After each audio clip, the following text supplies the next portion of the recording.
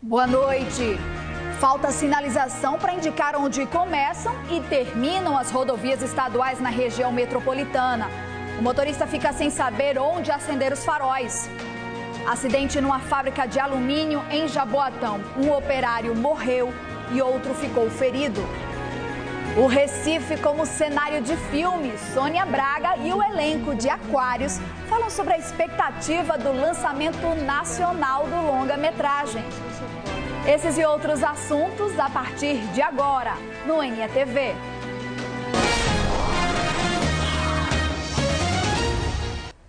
A lei que obriga o motorista a dirigir com os faróis acesos também durante o dia nas BRs e rodovias estaduais entrou em vigor no dia 8 de julho. Na semana seguinte, o Departamento de Estradas de Rodagem suspendeu a aplicação de multas nas PEs que cortam a região metropolitana e prometeu que em 40 dias iria instalar placas para indicar aos motoristas onde começava e onde terminava uma rodovia estadual. E assim iria retomar a aplicação de multas para quem desrespeitasse a lei. O prazo acaba na próxima segunda-feira e nossas equipes circularam por algumas rodovias estaduais para verificar se as placas foram instaladas.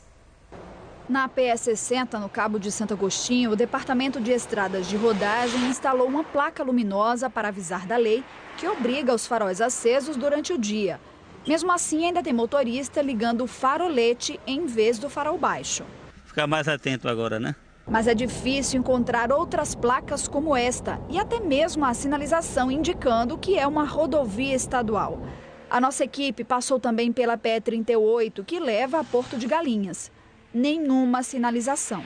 Na PE 15 também não há placas indicando onde começa e termina a rodovia. Tem que dizer, a partir daqui os faróis têm que estar acesos. Porque eu não sei, por exemplo, onde fica uma PE, onde termina uma PE. O motorista ainda não está informado. Os que não estão também não tem nenhuma placa. Na PE 22, que corta a cidade de Paulista, motoristas também sentem falta da sinalização. Não adianta eles fazerem só falar e não colocar, né? Não foi posto, infelizmente a gente não tem como se orientar. A assessoria de imprensa do DR, que é o Departamento de Estradas de Rodagem, informou que ainda está em andamento o projeto para colocar as placas que indicam o início e o fim das PEs. E atenção, o DR decidiu hoje à tarde adiar o início da aplicação das multas para quem circula pelas rodovias estaduais que cortam a região metropolitana com os faróis desligados. O prazo, como a gente disse antes, terminaria na próxima segunda-feira e não foi dado um novo prazo.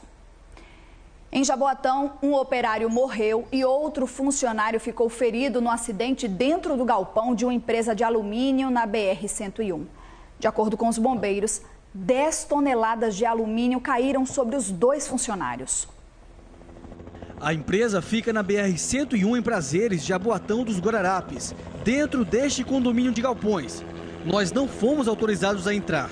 A informação passada pelos bombeiros foi de que o acidente aconteceu às 8h30 da manhã.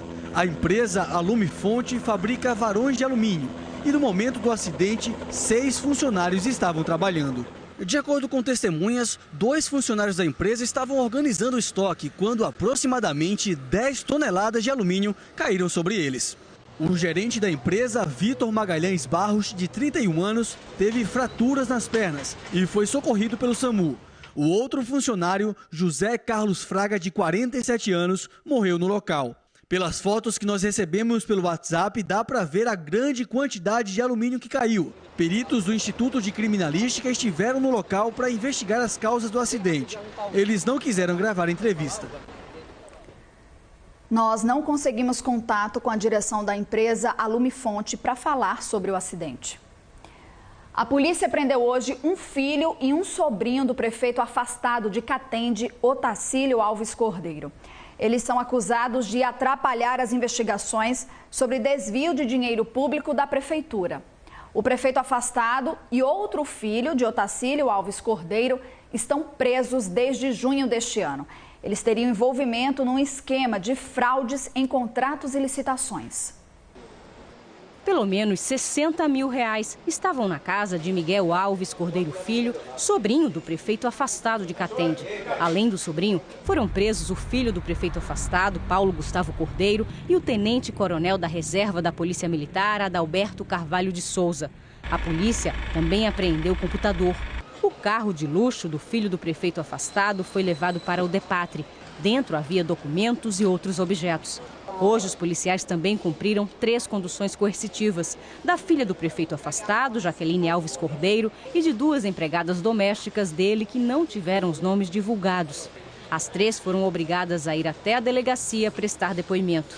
Há 2 meses e meio, o então prefeito de Catende, Otacílio Alves Cordeiro, de 76 anos, teve a prisão preventiva decretada porque foi acusado de comandar um esquema de fraudes em contratos e licitações para desvio de dinheiro público. Na Operação Tsunami da Polícia Federal, foram apreendidos mais de R$1 milhão, documentos e computadores. Também foram presos outro filho do prefeito, Ronaldo Cordeiro, e a mulher dele, Andresa Paz da Silva. De acordo com a polícia, o sobrinho, o filho do prefeito e o tenente-coronel estariam atrapalhando as investigações da Operação Tsunami, iniciada no dia 2 de junho e que teve como resultado a prisão do prefeito de Catende, Otacílio Alves Cordeiro. O fato é que essas pessoas realmente tentaram embaraçar as investigações e por isso a deflagração da Operação Longa-Manos na manhã de hoje. O prefeito afastado de Catende, Otacílio Alves Cordeiro, está no Cotel, em Abreu e Lima. O filho, Ronaldo Cordeiro, e a nora, Andresa Paz da Silva, conseguiram o benefício da prisão domiciliar. Depois do intervalo, a Justiça define o tempo dos candidatos a prefeito do Recife no guia eleitoral. Agora a gente confere o movimento ao vivo na Avenida Rui Barbosa, no bairro das Graças, aí pertinho do monumento Ponte do Show. A gente vê que tem muito carro vindo, da zona norte do Recife em direção à Avenida Agamenon Magalhães, mas está sem retenção, sem congestionamento, uma boa opção aí para os motoristas que saem do bairro da Jaqueira, das Graças e querem seguir para Agamenon Magalhães. O NTV volta em instantes.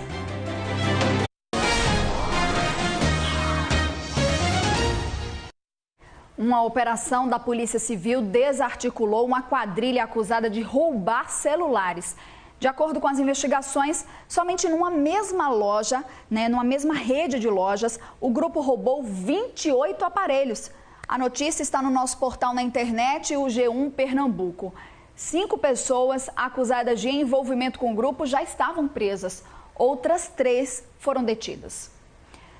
Moradores da comunidade onde 2 jovens foram atropelados e mortos no último fim de semana se reuniram com representantes da Prefeitura do Recife. Eles pediram a instalação de equipamentos que controlem a velocidade para evitar os acidentes que são constantes na área. Até a semana que vem, a Secretaria de Controle Urbano vai decidir que tipo de equipamento deve ser instalado nesse trecho da Avenida Desembargador José Neves, em Boa Viagem. Pode ser um semáforo, uma lombada eletrônica ou até mesmo um quebra-molas. A promessa foi feita depois de uma reunião entre representantes da Prefeitura e moradores da região, que reclamam da velocidade com que os motoristas passam por esse trecho da avenida. Mesma área onde, no fim de semana, Isabela Cristina de Lima e Adriano Francisco da Silva morreram, depois de serem atropelados.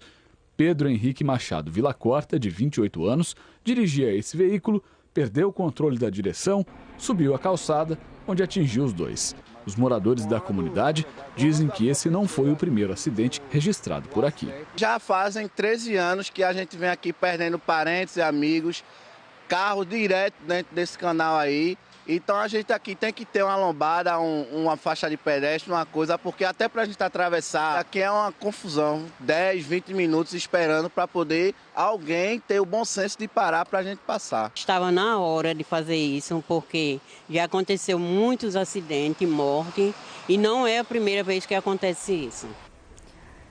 A previsão da Prefeitura é que até o dia 15 do próximo mês, o equipamento escolhido seja instalado.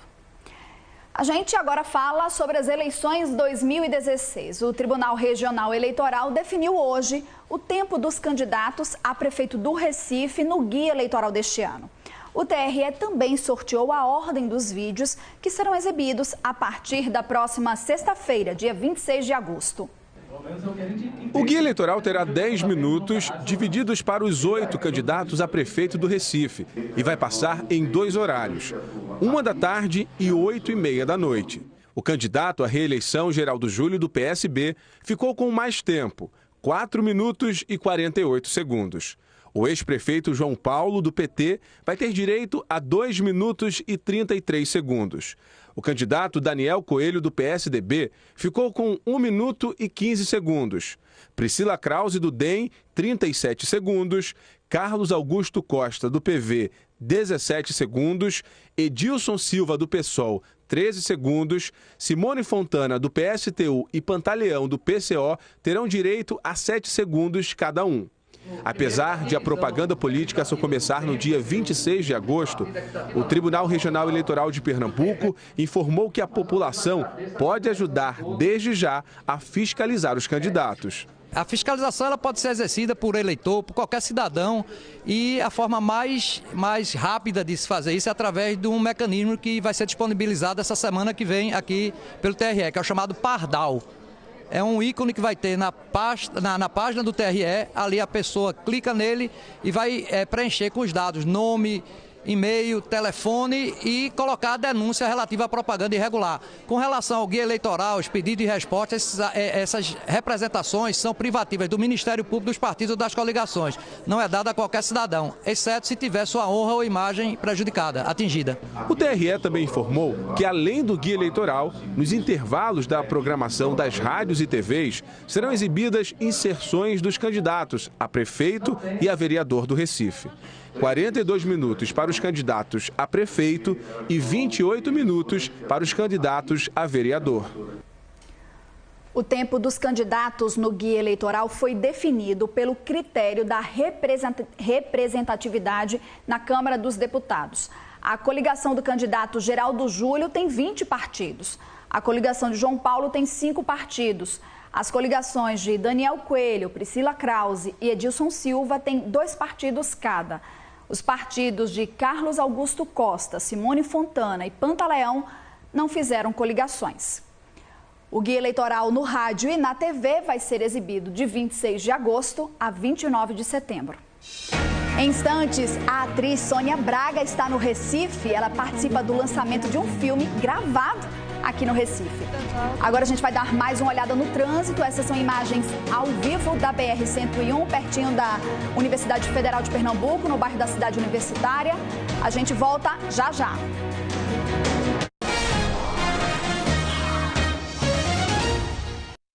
No bairro de Campo Grande, no Recife, um homem foi preso depois de roubar um carro e bater no muro de uma casa. O muro ficou destruído e, por pouco, a parede da casa não foi atingida. Essas imagens do cinegrafista amador mostram a movimentação ontem à noite na rua Marechal Deodoro. O carro precisou ser retirado de um guincho. Um homem foi preso. De acordo com a polícia, tudo começou minutos antes, quando 2 bandidos numa moto roubaram o carro na rua Almirante Barroso. Um dos bandidos fugiu de moto, o outro pegou o carro. PMs perceberam e começaram a perseguição. O bandido perdeu o controle da direção e só parou quando bateu no muro. A gente falou aqui no NTV ontem que os peritos identificaram uma falha na rede de proteção da janela do apartamento onde morava o menino Mateu, de 6 anos. Ele morreu depois de cair do prédio no dia 30 de maio. Hoje, o delegado responsável pela investigação explicou que o desgaste de uma corda foi o que provocou o acidente. O delegado Carlos Couto investiga a morte de Mateu desde 30 de maio, quando ele caiu pela janela do quarto de dormir. Mateu morava com a família no 20º andar deste edifício em Boa Viagem. As análises do Instituto de Criminalística e os depoimentos tomados pelo delegado apontam que a corda que prendia a tela de proteção aos ganchos fixados na parede estava desgastada e se rompeu. A polícia agora já identificou o instalador prestou depoimento aqui na delegacia e a próxima diligência vai ser inquirir o fabricante, né, no caso o administrador, que fica em João Pessoa, na Paraíba.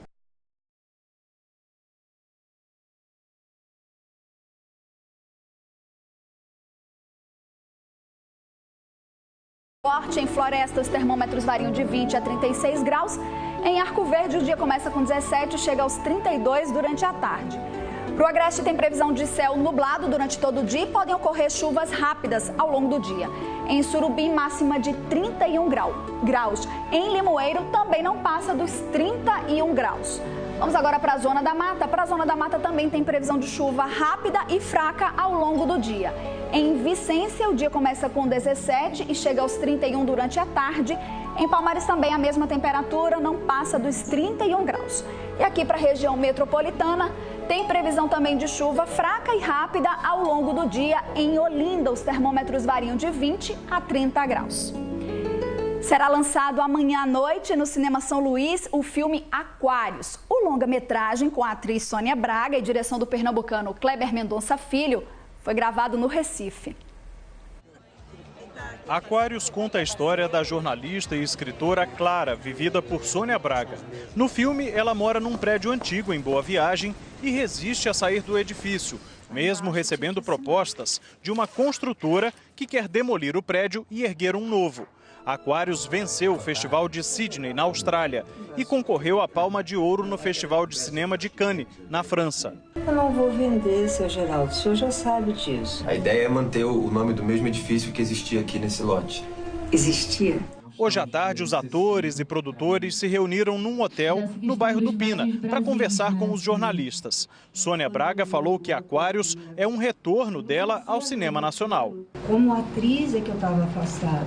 E foi como atriz que, de verdade, essa equipe aqui me resgatou, entende? Para o cinema brasileiro, que para mim foi uma grande honra, surpresa. Eu acho que ainda não existe a palavra, estou tentando chegar nela, entende? Mas eu, por enquanto, estou chamando de que foi um resgate, né? que eles fizeram. Aquários é o segundo longa-metragem dirigido pelo pernambucano Kleber Mendonça Filho. E a primeira exibição pública do filme no Brasil vai ser amanhã, no Cinema São Luís, no Recife. Não só o filme é pernambucano, foi feito aqui, mas a gente tem a sorte de ter o São Luís, que é espetacular, claro. Então, essa decisão não foi exatamente difícil. E ela acontece amanhã, sessão especial, 19h30, e o filme entra em cartaz no dia 1. Aí, como disse o diretor, o filme entra em cartaz nacional no dia 1º de setembro e depois abre o Festival de Gramado, no Rio Grande do Sul. Para você, uma boa noite e um ótimo fim de semana.